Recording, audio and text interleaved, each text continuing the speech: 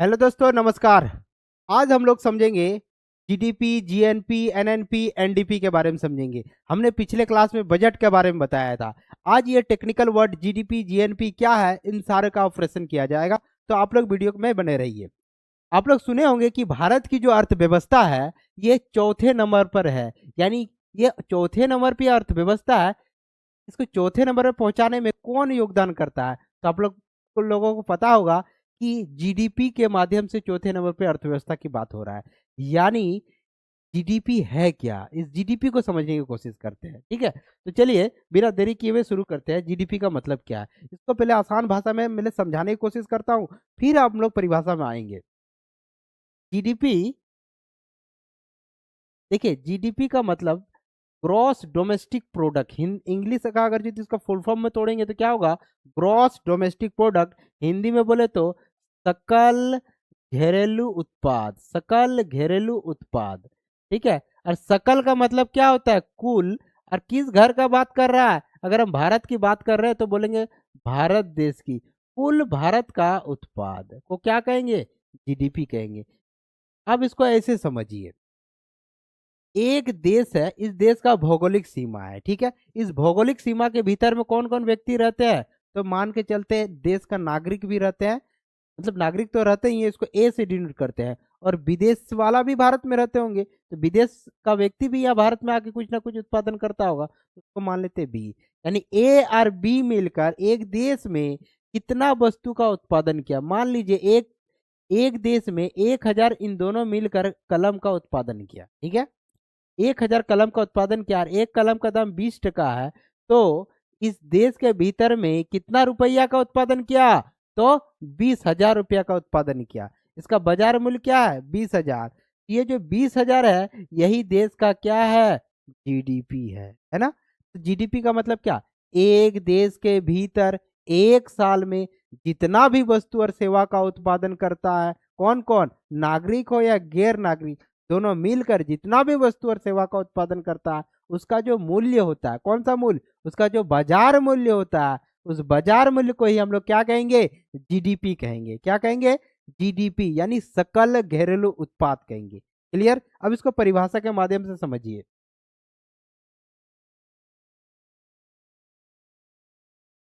देखिए, एक देश की घरेलू सीमा में एक बरस में उत्पादित सभी अंतिम वस्तु और सेवाओं के बाजार मूल्य का समग्र योगों को क्या कहेंगे? जीडीपी कहेंगे।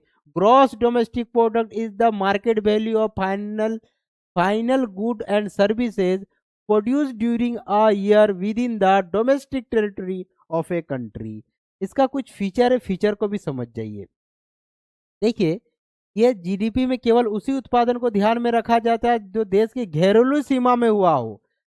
और इसमें देश का नागरिक हो या गैर नागरिक, कोई भी उत्पादन दोनों मिलकर अगर उत्पादन करता है तो इस दोनों मिलकर उत्पादन का जो मूल्य बनता है उस मूल्य को ही क्या कहेंगे? जीडीपी। याद रखिएगा, जीडीपी की गणना में केवल अंतिम वस्तु और सेवा के उत्पादन को ध्यान में रखा जाता है। अंतिम वस्तु का क्यों? क्योंकि इसमें हम लोग फाइनल गुड्स का हम लोग कैलकुलेट में ध्यान रखते हैं। क्यों? क्योंकि डबल काउंटिंग से बचा जा सके। देखिए, एक देश में गेहूं का भी उत्पादन होता होगा। किसका उत्पादन होता होगा? गेहूं का भी उत्पादन होगा। गेहूं से क्या बनता होगा? आटा बनता होगा। ठीक है, और आटा से क्या बनता है? ब्रेड बनता है। आटा से क्या बनता है? ब्रेड। तो हम लोग याद रखें, सिर्फ ब्रेड का मूल्य का शामिल को रखेंगे, अंतिम जो वस्तु रहेगा उसको शामिल रखेंगे। हम लोग इंटरमीडिएट गुड्स को शामिल में नहीं रखेंगे। अगर इंटरमीडिएट गुड्स को शामिल करते अलग अलग कि गेहूं का कितना उत्पादन हुआ, आटा का कितना उत्पादन हुआ, ब्रेड का कितना उत्पादन हुआ, तीनों का अगर अगर अलग अलग कैलकुलेशन करेंगे तो पता कीजिए, आटा का जब हम लोग करेंगे कैलकुलेशन तो आटा में भी तो गेहूं छुपा हुआ है, ब्रेड में भी तो गेहूं छुपा हुआ, ब्रेड में आटा भी छुपा हुआ। तो आटा का, गेहूं का कितना बार काउंटिंग हो जाएगा? डबल डबल काउंटिंग हो जाएगा। इसलिए हम लोग सिर्फ फाइनल गुड्स को, सिर्फ जो अंतिम वस्तु है उसको हम लोग ध्यान में रखते हैं और जीडीपी निकालते हैं, है ना? तो दो फीचर हो गया। अगला समझिए, जीडीपी को हमेशा मुद्रा के रूप में व्यक्त करते हैं। मनी के टर्म में हम लोग इसको डिनोट करते हैं, है ना? जैसे हम लोग ये नहीं बोलेंगे कि 1000 कलम का उत्पादन हुआ, हम लोग क्या बोलेंगे? 1000 गुना 20, यानी 20,000 रुपया का उत्पादन हुआ। कितना का उत्पादन हुआ? 20,000 रुपया का उत्पादन हुआ। ठीक है, जीडीपी कितना है तो बोलेंगे 20,000 रुपया है। जीडीपी की गणना एक लेखा वर्ष की, यानी एन अकाउंटिंग ईयर या फाइनेंशियल ईयर बोलेंगे। और वो कितने कितने होते हैं, यानी 1 अप्रैल से 31 मार्च, यानी एक देश में 1 अप्रैल से लेकर 31 मार्च तक कितना वस्तु और सेवा का उत्पादन हुआ, इस उत्पादन का जो मूल्य हुआ उस मूल्य को ही हम लोग जीडीपी बोलेंगे, है ना। कोई दिक्कत नहीं। एक बार फिर से मेरे सामने एक बार बोलिए, क्या है जीडीपी? एक देश के भीतर जितना भी वस्तु और सेवा का उत्पादन होता है, एक देश के भीतर एक साल में जितना भी वस्तु और सेवा का उत्पादन होता है उसके बाजार मूल्य को क्या बोलेंगे? जीडीपी बोलेंगे। कैसा जीडीपी है? तो जीडीपी बाजार मूल्य पे बात कर रहे हैं, किस पे? बाजार मूल्य पे, तो लिखेंगे GDP at market price. Clear? आगे आगे क्या आप लोगों के सामने है? देखिए जीडीपी ना दो प्रकार का होता है, एक होता है नॉमिनल जीडीपी, एक होता है रियल जीडीपी। एक कैसा कैसा जीडीपी? एक होता है नॉमिनल जीडीपी, एक होता है रियल जीडीपी। नॉमिनल जीडीपी का मतलब क्या? सांकेतिक जिसको बोलते हैं, सांकेतिक जीडीपी का मतलब क्या? देखिए हमारा देश में मान के चलते हैं कि 2025 में 1000 कलम का उत्पादन हुआ। कितने कलम का उत्पादन हुआ? 1000 कलम का उत्पादन हुआ। एक कलम का मूल्य अभी अगर पता कीजिए मार्केट में एक कलम कितने रुपए मिलता है? 20 रुपए। मान के चलिए अभी करंट प्राइस कितना है? 20 रुपया। तो कितना जीडीपी हो गया 2025 में? तो 2025 में बोलेंगे 20 गुना हजार, यानी 20,000 रुपया। करंट प्राइस में अगर जीडीपी को ज्ञात करेंगे, करंट प्राइस में अगर जीडीपी को निकालेंगे, उसको बोलेंगे नॉमिनल जीडीपी। कौन सा जीडीपी? Nominal GDP. लेकिन लेकिन लेकिन अगर हम मान के चलते हैं कि 2011-12 में भी 1000 कलम का उत्पादन हुआ और एक कलम का उस वक्त प्राइस 10 रुपया था, उस वक्त प्राइस कितना था? 10 रुपया। तो कितना रुपया का उत्पादन हुआ था? 10,000 रुपया का उत्पादन हुआ था। 2011 में 2011 में कितना रुपया का उत्पादन हुआ था? 2011 2011 2011 में कितना रुपया का उत्पादन हुआ था? एक मिनट।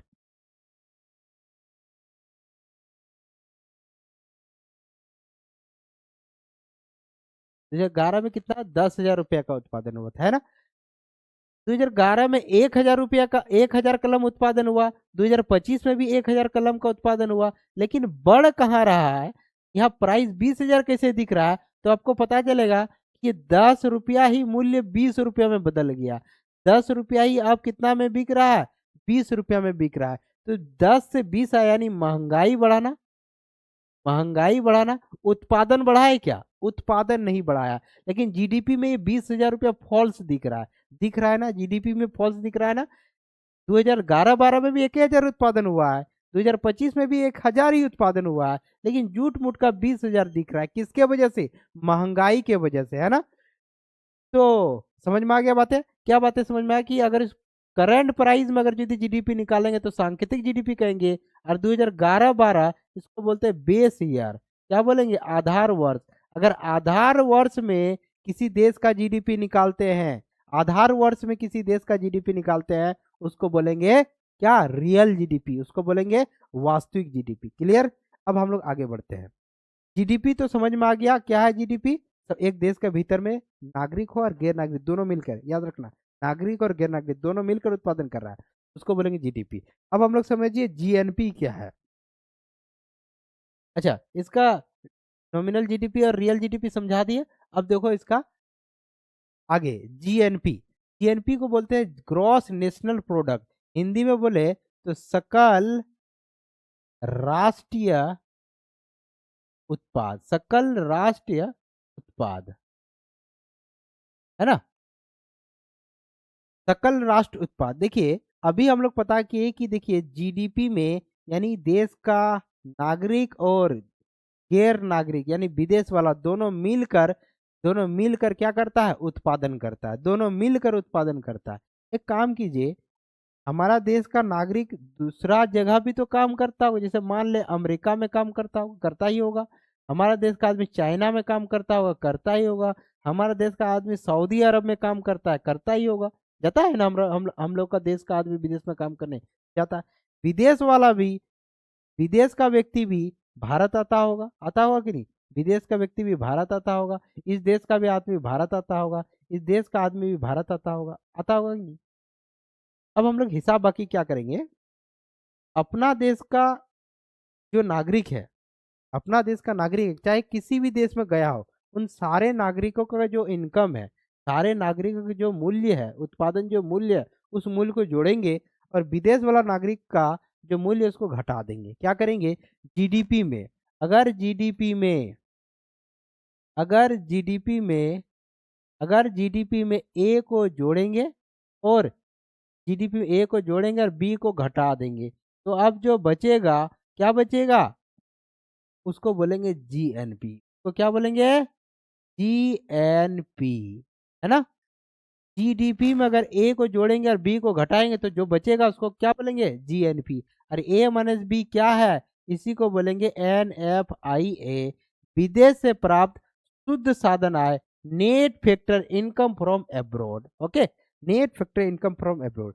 जीडीपी में ए जोड़े, ए का मतलब एनएफआईए का बात हो रहा है, विदेश से प्राप्त शुद्ध साधन आय को जोड़ दे। और शुद्ध साधन आय का मतलब सिर्फ देश का नागरिक का इनकम होना चाहिए, विदेश वाला माइनस कर। तो जो बचेगा उसको बोलेंगे जीएन। क्लियर?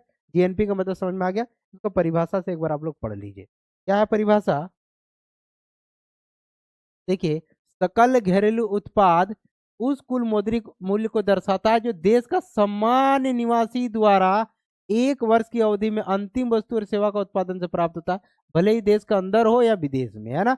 ये घरेलू क्षेत्र तक सीमित नहीं होता, बल्कि इसमें विदेश से निवास कर रहे देश का नागरिक का जो शुद्ध साधन आय बनता है उसको भी शामिल कर लेते हैं। करते ना करते हैं?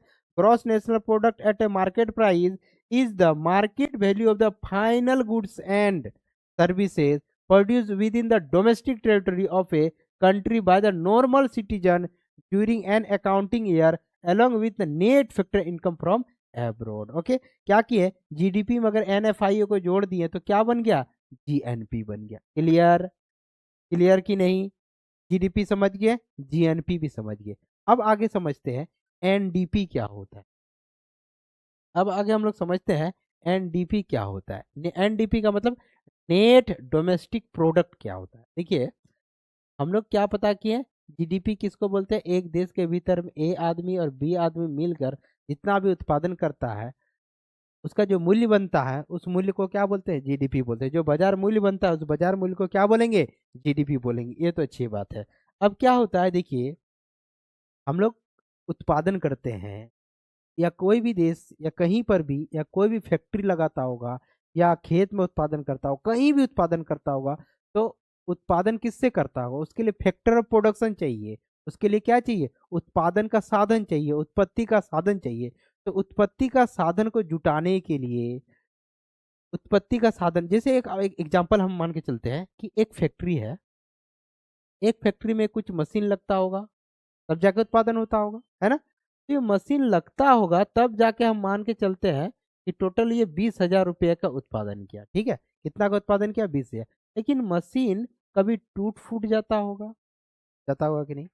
कुछ मशीन का कलर उड़ जाता होगा, कुछ मशीन का कहीं नट वल्टू कुछ भी खराब होता होगा, शॉर्ट सर्किट होता होगा। इन सारे जो मशीन है, इन मशीनों में कुछ खर्च आता होगा चलाने के लिए, आता होगा कि नहीं आता? एक्स्ट्रा कुछ खर्च निकल जाता होगा, चलाते चलाते कुछ एक्स्ट्रा खर्च हो जाता है ना? इस खर्च को इसी में ना सब माइनस करेंगे ना, जितना उत्पादन बना उसी में ना माइनस करेंगे। तो मान के चलते हैं 20,000 में 2,000 रुपया कुछ मशीन को खर्चा, एक्स्ट्रा खर्च आ गया, तो अब जो उत्पादन का मूल्य हुआ कितना हो गया?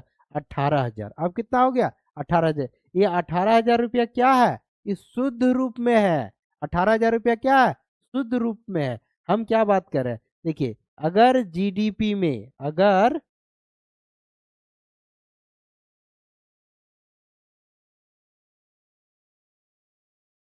क्या करते हैं? हाँ, अगर जीडीपी में क्या कर दिया हम लोग? एक्स्ट्रा खर्च को घटा दिए। इस एक्स्ट्रा खर्च को बोलते हैं मूल्य ह्रास। एक्स्ट्रा खर्च को क्या बोलते हैं? मूल्य ह्रास, डिप्रिसिएशन बोलते हैं। क्या बोलते हैं? डिप्रिसिएशन बोलते हैं। क्या बोलते हैं? अगर जीडीपी में डिप्रिसिएशन को घटा देंगे तो जो बचेगा उसको क्या बोलेंगे? इसको क्या बोलेंगे? देखिए, ये क्या है? ग्रॉस जो है, ये जो ग्रॉस है, ये ग्रॉस किस में बदल जाएगा? ये जो ग्रॉस है किस में बदल जाएगा? ग्रॉस बदल जाएगा नेट में। ग्रॉस किस में बदल जाएगा? नेट में बदल जाएगा। बाकी सब कुछ क्या रहेगा? सेम रहेगा, उसको बोलेंगे एनडीपी, है ना। तो क्या किए, जीडीपी में अगर मूल्य ह्रास को घटा देंगे, मूल्य ह्रास किसको बोलते हैं, उत्पादन कार्य में कुछ मशीन टूट फूट जाता है और टूट फूट जाने में एक एक्स्ट्रा खर्च आता है, उस एक्स्ट्रा खर्च को ही मूल्य ह्रास कहते हैं, डिप्रिसिएशन कहते हैं। उस डिप्रिसिएशन को अगर घटा देते हैं जीडीपी से, तो जो बच जाता है उसको क्या बोलेंगे, एनडीपी, है ना। अगर ये मार्केट प्राइस में निकालेंगे तो ये भी क्या हो जाएगा, एनडीपी एट मार्केट। क्लियर। अब आगे देखिए, इसी को हम लोग परिभाषा के माध्यम से समझ लेते हैं। परिभाषा में क्या बताया जा रहा है, उत्पादन कार्य में प्रयोग किए जाने वाले पूंजीगत यंत्र धीरे धीरे घिसते रहते हैं, कुछ मशीन टूट फूट जाते हैं जिसका मरम्मत करना पड़ता है, एवं अप्रचलित मशीन में बदलाव भी करना पड़ता है जिसमें अतिरिक्त खर्च करनी पड़ती है। इस खर्च को क्या कहते हैं, घिसावट व्यय कहते हैं या मूल्य ह्रास कहते हैं, है ना। और इसी घिसावट व्यय को जब हम लोग जीडीपी में घटा देते हैं, किसमें, जीडीपी में घटा देते हैं, तो जो बच जाता है उसको क्या बोलेंगे, शुद्ध राष्ट्र उत्पाद बोलेंगे। In the process of production capital goods gradually wear out and some machines some machines undergo damage and require repairs. Also, outdated machine need to be replaced, which involve additional expenditure. This expense is called depreciation. When depreciation is deducted from the gross domestic product, gross domestic मतलब GDP में जब हम लोग deduct करते हैं, an economy during an year obtain क्या मिलता है, नेट डोमेस्टिक प्रोडक्ट मिलता है। अगर मार्केट प्राइस में करें तो मार्केट प्राइस में एनडीपी निकला, क्या कि जीडीपी में अगर डिप्रिसिएशन को घटा देंगे तो जो बच जाएगा उसको बोलेंगे एनडीपी एट मार्केट। क्लियर। अगर क्लियर, अगर देखिए अभी हम लोग क्या क्या पढ़े, अभी हम लोग पढ़े जीडीपी। जीडीपी एक देश के भीतर में जितना भी उत्पादन होता है ए और बी मिलकर। उसके बाद हम लोग क्या पढ़े, सिर्फ देश का नागरिक का हिसाब किताब कर दिए तो क्या बन गया, जीएनपी। अगर जीडीपी में हम लोग अभी जीडीपी में, अगला देखिए, हाँ हम लोग क्या किए, इधर देख लीजिए, जीडीपी में अगर क्या किए, डिप्रिसिएशन को घटाते हैं, मूल्य ह्रास को घटाते तो क्या बनता है, मूल्य ह्रास को घटाते तो क्या बनता है,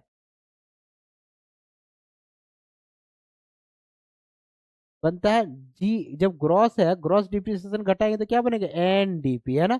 उसी तरह जब हम लोग जीएनपी में अगर हम लोग डिप्रिसिएशन को घटाएंगे, मूल्य ह्रास को घटाएंगे, तो ये जो ग्रॉस है ये किस में बदल जाएगा, नेट में बदल जाएगा, बाकी सब कुछ क्या रहेगा, एनपी रहेगा, तो एनपी रहेगा, एनएनपी हो जाएगा, है ना। या अगर मार्केट प्राइस में है तो ये भी किस में निकलेगा, मार्केट प्राइस में। यही एनएनपी देखिए, एनएनपी इसी को बोलेंगे नेट नेशनल प्रोडक्ट, है ना।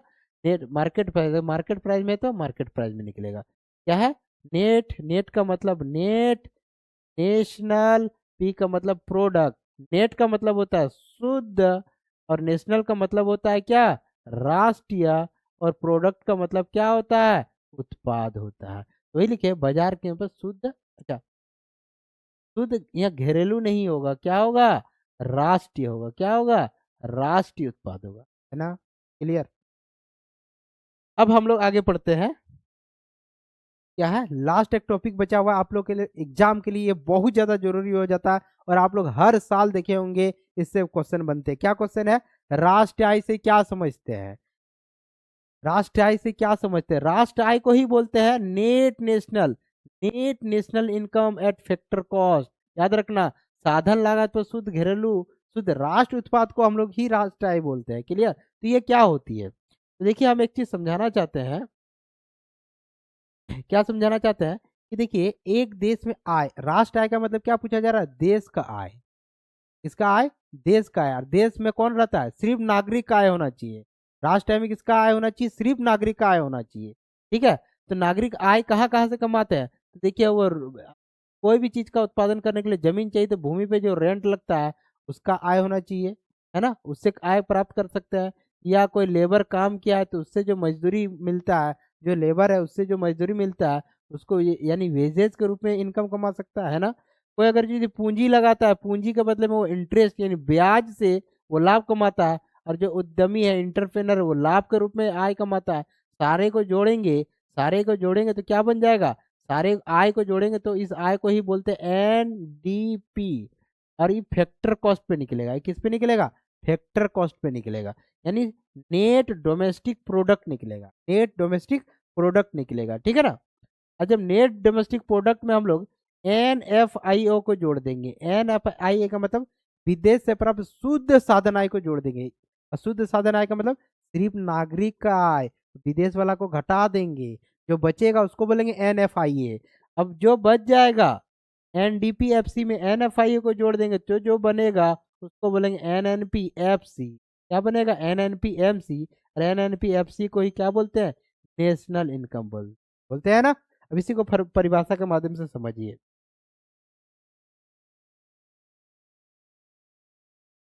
क्या है? एक लेखा वर्ष में देश की घरेलू सीमा में अर्जित कुल साधन आय, लगान, मजदूर, ब्याज, लाभ तथा विदेश से प्राप्त शुद्ध साधन आय के जोड़ को साधन लागत पर शुद्ध राष्ट्र आय अथवा शुद्ध राष्ट्र उत्पाद अथवा राष्ट्र आय कहलाता है। Net national product at A factor cost is the total income generated by factor of production such as rent, wages, interest and profit within the domestic territory by the normal citizen of a country during an accounting year after deducting depreciation along the net factor income from abroad. It is called national income, है ना। तो इसको निकाल, और एक तरीका है, क्या है? एनडीपी में अगर एनएफआई को जोड़ देंगे तो क्या बन जाएगा? नेशनल इनकम बन। तो ये बातें समझ में आ गया। जीडीपी क्या है, जीएनपी क्या है, एनएनपी क्या है, एनडीपी क्या है, एक बार क्विक रिवीजन। जीडीपी क्या है? एक देश के भीतर में जितना भी वस्तु और सेवा का उत्पादन होता है, नागरिक हो या गैर नागरिक, दोनों मिलकर जितना भी वस्तु का उत्पादन करता है उसको बोलेंगे जीडीपी, है ना। जीएनपी क्या है? जीडीपी में ही किसको घटा देंगे?